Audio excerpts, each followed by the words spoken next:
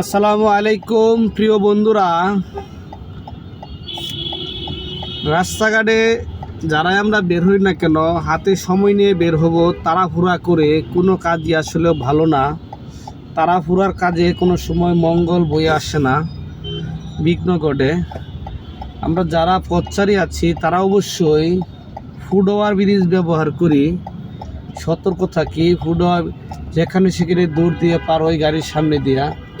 একটা গাড়ি ব্যালেন্স করা সময়ের ব্যাপার, হঠাৎ করে বললে ব্যালেন্স হয়ে যায় না। সবাই আমরা ধৈর্য ধরে সময় হাতে নিয়ে বের হবো, তাড়াহুড়া করবো না, যেখানে সেখানে রাস্তাঘাট পার হব না। জেব্রা ক্রসিং ব্যবহার করি, ফুটওভার ব্রিজ ব্যবহার করে থাকি। ওটা করা সকলেরই দায়িত্ব।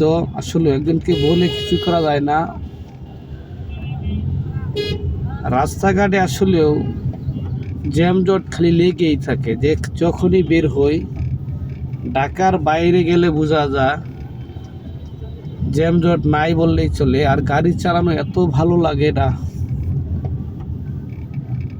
ঢাকার ভিতরে গাড়ি চালালে আসলে খুবই কষ্ট লাগে, যে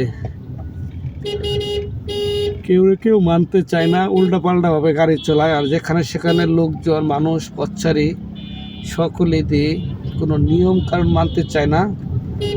ঢাকার বাইরে আসলে লং রুটে গাড়ি চালানোর মজাই আলাদা।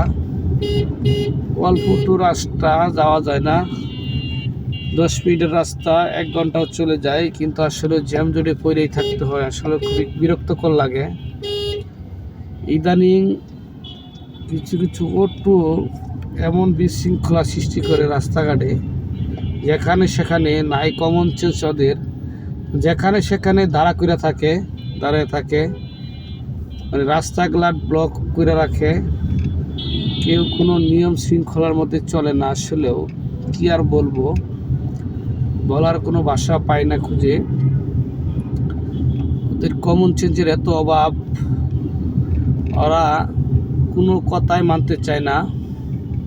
যেখানে সেখানে গাড়ি পার করে দাঁড়িয়ে থাকে, মানুষের রাস্তা বন্ধ করে দাঁড়িয়ে থাকে। মানে খুবই বিরক্তকর লাগে আমাদের। গাড়ি চালানো আসলে খুব কষ্ট হয়ে পড়ে।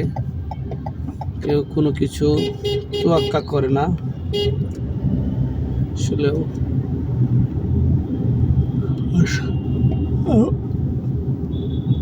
আমি বলতে চাই, আমরা সবাই নিয়মের মধ্যে চলি, নিয়ম মেনে রাস্তাঘাট চলাচল করি। আর রাস্তাঘাটে বের হলে অবশ্যই হাতে সময় নিয়ে বের হই, তাড়াহুড়া থেকে বিরত থাকি। একটি দুর্ঘটনা সারা জীবনের কান্না, এমন কোনো ভুল করা যাবে না। হঠাৎ করে দৌড় দিয়ে পার হওয়া রানিং গাড়ির সামনে দিয়ে। একটা গাড়ির চালক যখন গাড়ি চালায় তখনই বোঝা যায় ব্যালেন্স ঠিক রাখাটা কত কষ্টকর।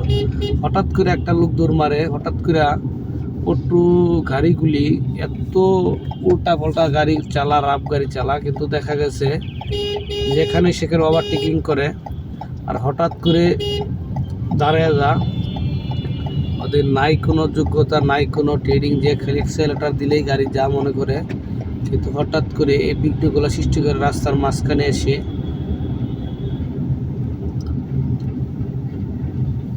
ভিডিওটা ভালো লাগলে ভাইয়ারা, আপুরা সবাই একটু লাইক, কমেন্ট, শেয়ার করে যাবেন।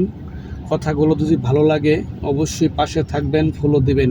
ইনশাআল্লাহ নিত্য নতুন ভিডিও পেতে চাইলে অবশ্যই এই পেজে, আইডিতে সবাই একটু ফলো দিয়ে পাশে থাকবো। ইনশাআল্লাহ নতুন নতুন ভিডিও পেতে চাইলে সবাই একটু ফলো দিব, ইনশাআল্লাহ।